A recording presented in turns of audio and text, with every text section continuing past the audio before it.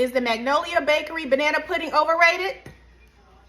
Let's find out. Y'all already know when I got my moo-moo on, I mean business. I wanted to see what all the hype was about with this Magnolia Bakery banana pudding, so let's make it. For the first step, you're going to need some ice cold water, some Jell-O vanilla instant pudding, and some condensed milk. Now, this step you have to do the night before, and that's why I never made this recipe, because I'm like, that's a lot to commit to. But this is what you need to do. You need to add 1 can of condensed milk and 1.5 cups of cold water. Now, baby, once you remember to plug your mixer in, all you got to do is just mix it up until everything is well combined.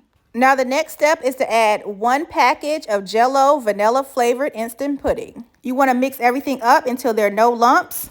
Now, just add your mixture into some Tupperware, and you're going to refrigerate this overnight. Now, baby, this is the part of the recipe that deterred me all these years from making this version of banana pudding. Ain't nobody got time for that. You got to put it in the refrigerator overnight for it to set. But I got to tell you, baby, it made a difference. So when I woke up on Easter the next morning, all I did was add 3 cups of heavy cream. And baby, this was 3 cups on the nose. Look at God. To my chilled mixing bowl, and I just whipped it. I didn't add any sugar or anything. That is what the recipe says. You just whip up your heavy cream until it forms soft peaks. So that's exactly what I did. Once everything is whipped up, it should look a little bit like this. And this is how my pudding looked the next morning. So smooth. Now, all I had to do was just fold in my pudding into my whipped cream, just like this, and mix everything together gently. And that's it. That's all. Now it's time to assemble my banana pudding. Of course, I got my Nilla Wafers, my pudding mixture, as well as my bananas. Y'all know I'm Southern, so of course I'm going to be putting this together in my good old trifle bowl. So all I did was add a layer of pudding at the bottom of my trifle bowl.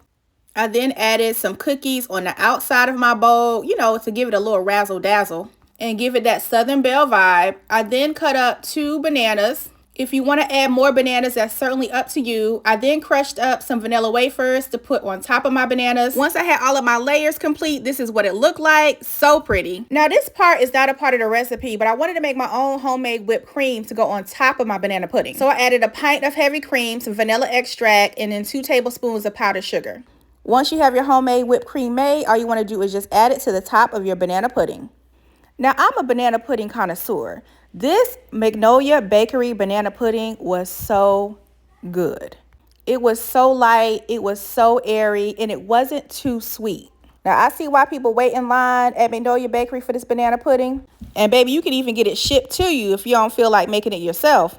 I personally would never do that because your girl knows how to cook. But all in all, I give Magnolia Bakery's banana pudding recipe a 12 out of 10. This banana pudding was so good. This banana pudding was definitely a hit at my Easter dinner yesterday. And the Magnolia Bakery recipe is definitely spilling the sweet tea approved.